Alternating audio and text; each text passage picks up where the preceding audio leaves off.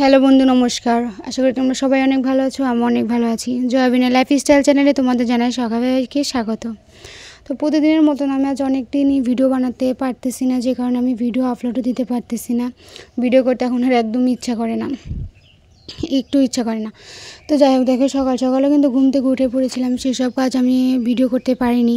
তো এখন আমি ভিডিও করা শুরু করেছি, চান ঠান করে নিয়েছি এবং খাওয়া দাওয়া কিন্তু প্রায় কমপ্লিট হয়েছে। আসলে আমার ততটা মনে নেই, কারণ এটা অনেক দিনের আগের ভিডিও। আজকে আমি ভয়েস দিচ্ছি, আসলে এডিট করতে ইচ্ছা করতেছে না। কয়েকটা দিন পুজো দেখে আস্তে আস্তে রাত 2-1 বেজে গেছে, সে কারণে আর কি আমি ভয়েসটাও দিতে পারতেছি না, এডিটও করতে পারলাম না।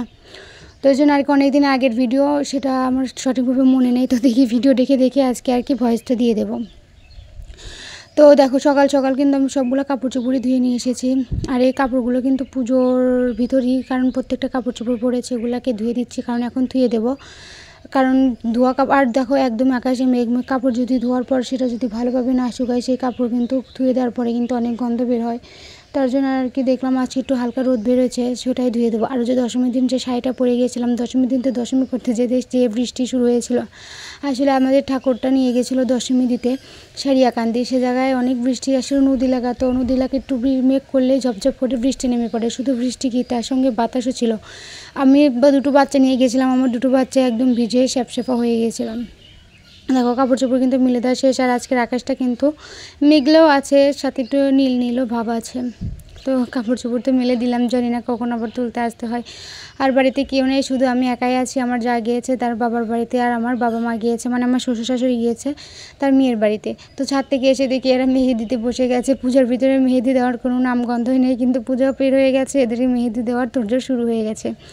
তো এখানে দেখো, এটা হচ্ছে আমার ভাস্তি আছে, আর আমার মেয়েও আছে সাথে। এটা আমার ননদ, কাকা শ্বশুরের ছোটো কাকা শ্বশুরের ছোটো মেয়ে।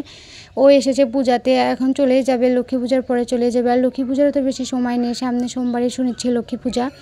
তো লক্ষ্মী পূজা পার করে ও চলে যাবে। আর আমাদের কিন্তু এবার লক্ষ্মী পূজা হবে না, আমার কাকিমা মারা গিয়েছে, মানে আমার কাকি শাশুড়ি মারা গিয়েছে।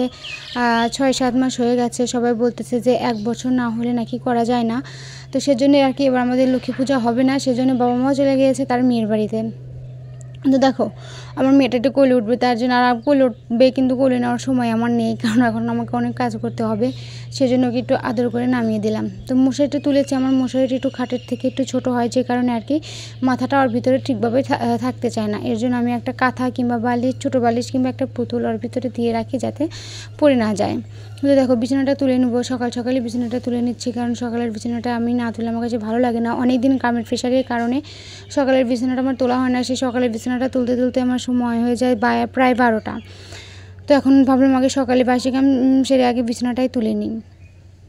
সকাল সকাল তো ওগুলো আমি ধুয়েও দিয়েছি, বাসি কাম সেরেছি অনেকক্ষণ। খাওয়া দাওয়া কিন্তু হয়ে গেছে। আমার শরীরটা মনে নেই, আগেই বলেছি যে এই ভিডিওটা কিন্তু আমার অনেক দিনের। তো বন্ধুরা, যারা আমার এই চ্যানেলে নতুন এসেছো, প্লিজ তারা কিন্তু আমার এই চ্যানেলটাকে একটু সাবস্ক্রাইব করে দিয়েছেও, আর একটা লাইক কমেন্টে কিন্তু বলেও দিয়ে যেও যে কেমন হয় আমার এই ভিডিও। তো দেখেছো এখন কিন্তু বেলা বাজে 11:05 কি। আসলে জানো আমার ভিডিওটা এডিট করতে গিয়ে আমার এলোমেলো হয়ে গেছে। এলোমেলো না, সরি, এটা হচ্ছে আমি বিকালের কাজ ছাড়ছি, এটা সকালের কাজ না। আসলে এই ভিডিওটা আমি অন করেছি বিকাল থেকে, প্রথমটা শুরু করেছি, প্রথমে যে কাপড়টা নেড়ে দিয়েছি সেটা আমি শুরু করেছি প্রায় 8টার সময়। কিন্তু তারপরে যে আমার বাড়িতে কেউ নেই, দেখো আমার জায়ের ঘরেও কিন্তু তালা দেওয়া, আর বাড়িতে একদম ফাঁকা ফাঁকা লাগতেছে। আর বিকালের কাজ যেহেতু আমার যা করে, কিন্তু সে নেই, সেহেতু তো আমাকেই সারতে হবে। সকাল বিকাল দুটোই কাজই কিন্তু আমি কমপ্লিট করে নিচ্ছি। তো দেখো উঠানটাকেও কিন্তু ঝাড়ু দিয়ে নিচ্ছে। আর মেঘ বৃষ্টির কারণে উঠানটা একদম খাপাডাবা হয়ে গেছে, খোলা বের হয়ে গেছে। আর যেহেতু কুমোরদের পাড়া, এখানে কিন্তু খোলা কিন্তু বেশিই থাকে। আর গরু গোয়ালটাকে মানে জল দিয়ে ধুয়ে দেয়, উঠানে সব জল চলে আসে, আরও বিচ্ছিরিও হয়ে যায়। তো দেখো তারপরে কিন্তু ছাদে যাচ্ছে বিকালে আমার ছেলেকে নিয়ে। আমার ছেলেকে নিচে রেখেছে, যাবো একদম একটা একটা করে সিঁড়ি বেয়ে উপরে ওঠার সময় তো কোনো কিছুই না, যদি নামতে গিয়ে তাহলে পড়ে যায়। দেখো পড়ে গিয়ে কিন্তু একবার আমার ছেলের কপালটা কেটেও গিয়েছে, পুরো কপাল, মানে পুরো পুজোর ভিতরেও কাটা কপাল নিয়ে ঘুরেছে। ভগবান কি বলবো। দেখো কাপড় চোপড় কিন্তু শুকিয়ে গেছে। আর দেখো এর কি কাণ্ড, মানে ও যে ছোটো আর সেটা মনেই হয় না, এত দুষ্টুমি করে। ও চালের উপর উঠতে যাচ্ছে, ভয় তো একদমই করে না, কিন্তু ওদের কাজ কাম দেখে আমারই ভয় করে। তো কাপড় চোপড়গুলো বিকেলে কাপড় চোপড়গুলো তুলে নেবো, যাতে ঘরে গিয়ে আর ভাঁজ করতে না হয় এক্সট্রা করে। আসলে সাথে থেকেই তো একদম ভাঁজ করে নিয়ে যাব। আর এখনও কিন্তু এগুলো কিন্তু অনেক ভেজাই আছে, এখনও ছ্যাপছ্যাপাই আছে। এগুলোকে আবার একটু ফ্যানের বাতাসেও দিয়ে দেবো কাপড় চোপড়গুলো। আর কাঁথাগুলো একটু হলেও শুকিয়েছে, কিন্তু একটু জামার প্যানের রাবারের কাছে না একটু একটু করে ভেজা আছে। আর দেখো আমার সেটা কিন্তু প্রায় হাঁটা শিখেই গেছে, তোমাদেরকে সে ভিডিওর আমটাও আমি দেখাবো। তো দেখো আমার মেয়েটাও কিন্তু চলে এসেছে। আসলে কি আমরা সবাই ছাদে একসাথে আছি, কারণ আমি ওদেরকে নিচে দেখে আসি না, আমার ভয় লাগার, বাড়িতে তো একদমই মানুষ নেই। দেখো আমার ছেলেটা কিন্তু হাঁটা শিখেই গেছে, আর ও গেটের নেনি ধরে টানাটানি করছে। ওকে আমি ডাকছি কিন্তু আসতেছে না, মানে ওখানেও খেলার ধাপ পেয়েছে, তো সেজন্য ওখানেই রয়ে গেছে। তো দেখো এই যে হাঁটতেছে, অনেকটাই হাঁটা শিখে গেছে। আমার ছেলেটা হাঁটা শিখতে একটু দেরি হয়েছে, প্রায় 1.5 বছরের মাথায় ও হাঁটা শিখলো। তুমি জানো ওর হাঁটা শেখানো আমার অনেক টেনশন ছিল, কারণ ও ঠিকভাবে দাঁড়াতো না, দাঁড়াতে গেলে ও পড়ে যেত, অনেক টেনশন ছিল। মাত্র 1 মাসের মধ্যে ও হাঁটা শিখে গেল। আর এই হাঁটা শেখার জন্য কিন্তু আমি ভরতকালী মা কাষ্ঠকালীর কাছে মানত করেছিলাম, সেখানে গিয়ে আমি মিষ্টিও দিয়ে এসেছি, যেহেতু হাঁটা শিখে গেছে, দেরি করাটা উচিত নয়। তো দেখো আমার তো ছাদ বাগানে যেটুকু আছে সেইটুকুই তোমাদেরকে দেখাই, কিন্তু দেখো আমার ছাদ বাগানে একটু ফুল নেই, মানে ধরেই নেই, গাছগুলোতে কেমন যেন হয়ে গেছে। গাছে তেমনটা যত্ন নিতে পারিনি পুজোর ভিতরে। তো সেখান থেকে চলে এসেছি ঘরদোর ঝাড় দিতে, যেহেতু বিকালে আগে উঠানটা ঝাড়ু দিয়ে নিয়েছি। আর আমার ছেলেটাকেও কান্না করছিল, এর মধ্যে আমি আমার ছেলেকেও বেরিয়ে নিয়ে আসলাম। আসলে ছোটো বাচ্চা তো সবসময় তো ঘরে থাকতেও চায় না, আর আমি বেরাতে ইচ্ছা করে না, সারাটা দিন আমি ঘরের ভিতরে থাকি, কাজ না করলে ফোন টিপি, আর ফোন না টিপলে কাজ করি, এই আর কি। আর আমাদের যেহেতু মাটির গাছ, সারাটা দিন কীভাবে কেটে যায় বোঝাই বড় দেয়। তো দেখো ঘরটাকে কিন্তু পরিষ্কার করে নেবো। আর যেহেতু মাটির কাজ নেই, ঘরটা কিন্তু অতটা নোংরা হয় না, যেখানে লেপা লাগবে না। লেপেছি আর 2 দিন আগে, কিন্তু থাক আজকে আর লেপবো না, লেপবো কালকে। তো দেখো আমি যখন ঘরদোর ঝাড়ু দিতে নিই, তখন যে কত রঙের জিনিস আমাকে তুলতে হয় একমাত্র ভগবানই জানে। সবসময়ের জন্য ঘরটা একদম এলোমেলো এবং অগোছালো হয়ে থাকে। আমি যখন ঝাড়ু দিচ্ছি 5 মিনিট পর দেখা যাবে যেরকম ঘর সেরকমই। আর আমার ফোনটা কিন্তু পড়েও গিয়েছিল। তো এখন বেজে গেছে রাত 7টায় কি 8টা। এখন আমার বর গরুকে জল দেবে, তার জন্য ভুসি বের করছে, আর অন্ধকারের ভিতর ততটা দেখাও যাচ্ছে না, ওখানে গরুর গোয়াল। তো যখন ভুসি বাড়ছে, যে বাড়ছে, আর এখন দেখছো 8টা বেজে গেছে। আমি তোমাদেরকে জুম করে দেখাচ্ছি, দেখো 8টা কিন্তু 20 বেজেই গেছে। আর ওদিকে ও মোটর দিয়ে জল তুলতেছে, কারণ মোটর আছে, যেহেতু টিউবওয়েল ঠাসতে একদমই মন চায় না, মোটরে জল তোলাও কিন্তু আর কমপ্লিট হয়ে গেছে। এখন কিন্তু জল নিয়ে আসবে, 1 বালতি জল লাগবে, বেশি জল লাগবে না, কারণ 1 বালতি জল যেহেতু 2টো গরুকে খাওয়াবে, 5টা গরুকে তো খাওয়াবে না, যেহেতু 2টো গরু গাপ মানে দুধ দেয়, সেগুলোকে আর কি দুপুরবেলা আজকে কিন্তু খুদ রান্নাও করিনি, শুধু জল দেবে। দুপুরবেলার ভাতও চাপাই নিয়ে খুদ রান্না করা হয় না, যেহেতু আমি বাড়িতে দুজনের জন্য আর কবেলা ভাত রান্নবো, একবেলায় ভাত রান্না করে ধুয়ে দিয়েছি। আর এই যে ভুসি আমাকে বলে যাও একটু ভুসির গাবলাটা নিয়ে এসে দাও, তার জন্য আমি ওকে গাবলাটা নিয়ে এসে দিচ্ছি।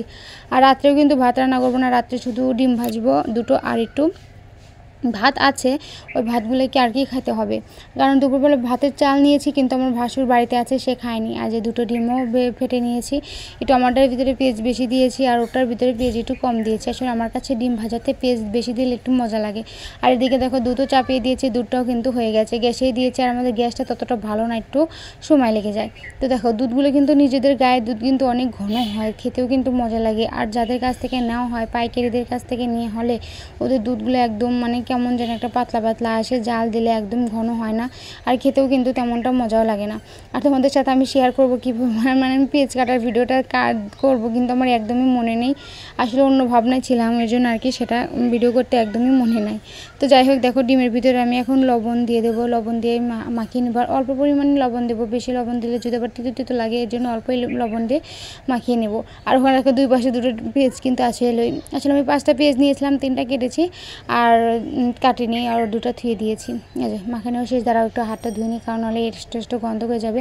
আর পরিমাণ মতো তেলও দিয়ে নেবো। আর আমার ডিমের ভিতরে কিন্তু একটু বেশি তেল দিয়েছিলাম, কারণ আমার ডিম একটু পেঁয়াজ বেশি, যেহেতু মোটাও হবে বেশি, সেই জন্য আর কি বেশি পরিমাণে তেল দিয়ে নিয়েছিলাম। আর দেখো ডিমটা কিন্তু দেখা যাচ্ছে ছোটো, কিন্তু ছোটো না, অনেক বড়ই ডিম।